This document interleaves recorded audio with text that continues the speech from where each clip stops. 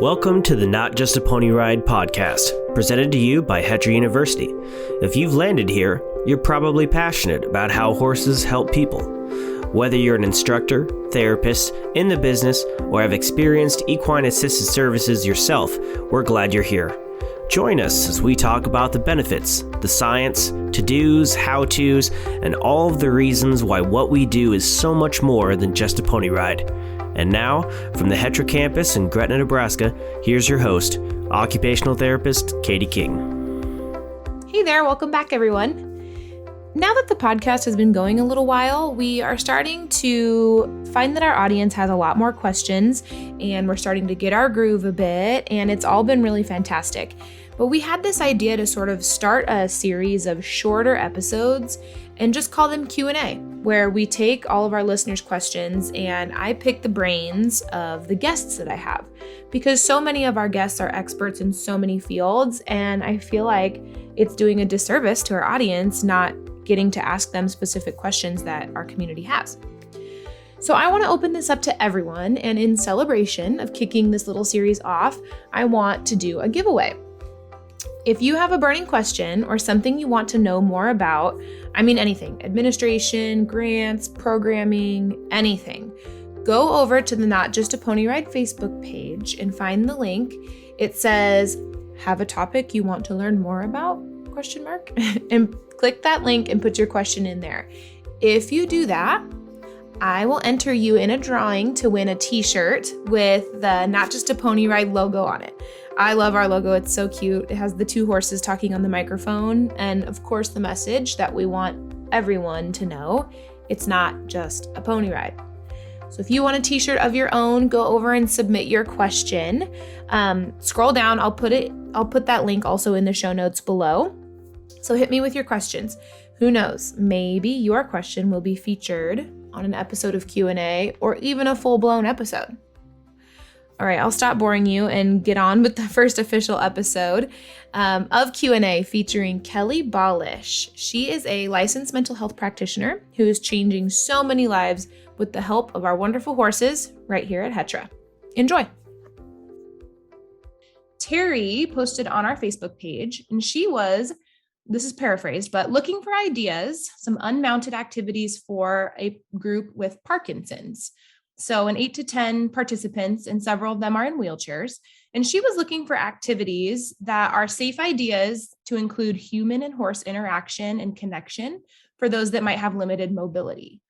So this program is facilitated by a PATH ESMHL, she said, and it could include any activities like socialization, life skills, safety, vocational skills, fine motor, gross motor, all kinds of different things.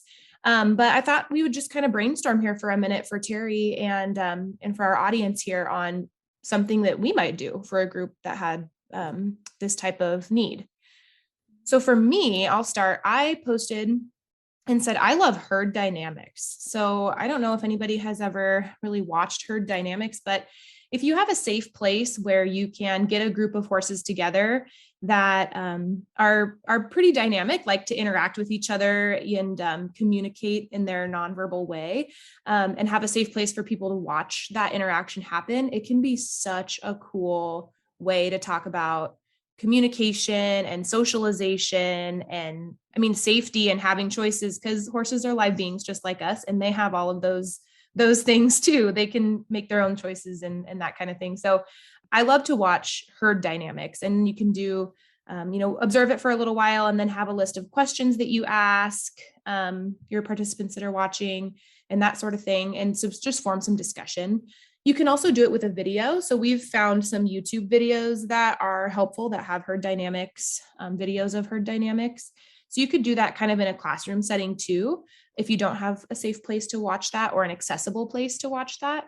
So I think that's a cool activity that you can do. Kelly, do you have any other ideas on activities for this group? Yeah, I think to go along with the herd dynamics, it would be a really nice place to start to kind of focus on verbal and nonverbal communication with the horse. And you can do this, from a wheelchair, and being able to just begin to enhance that human horse connection and that interaction. So you could start with just observing the horse's posture, the behaviors, kind of in that safe place. You can form kind of discussion around that and be able to process what that looks like.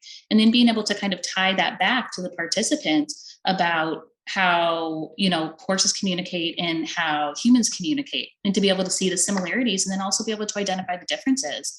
And then to further enhance, that human horse connection, you could do some of those, have grooming opportunities, or even just a simple touch, and being able to kind of communicate with the horse and just talk to the horse, being able to tell the horse something positive or something, positive within your day already. The opportunity, just to connect, also, as if you would just have a conversation with another individual and see that horse reaction, and then being able to talk about that.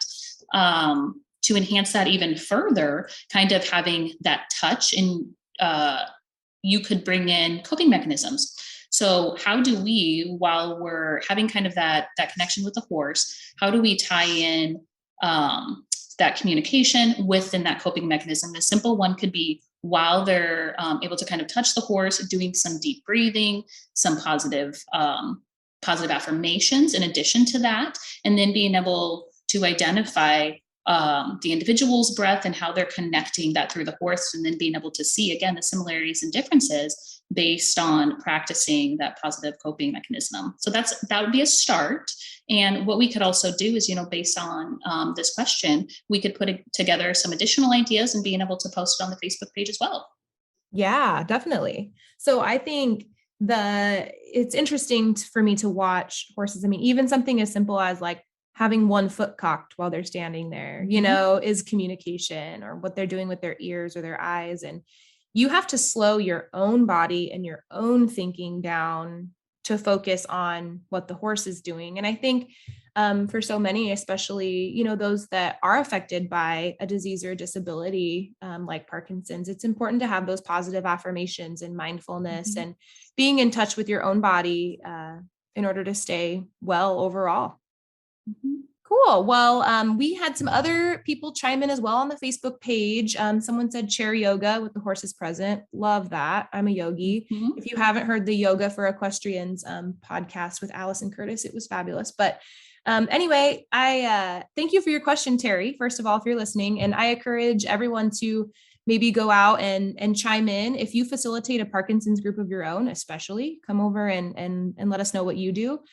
All right. Well, thank you so much, Kelly. We appreciate you being on today. Thank you. Thanks for listening to an episode of Q&A. What you just heard is only our opinion. We recognize that we are a community rich in diverse experiences, and we want to hear from you.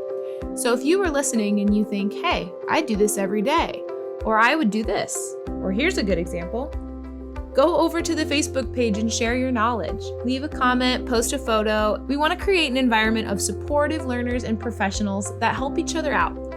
That way, everyone can experience the best of what our wonderful horses and our professionals have to offer. If you have a question you'd love to ask, click a link in the show notes below and shout it out. I can't wait to hear from you. Thanks again for helping Hetra change lives one stride at a time.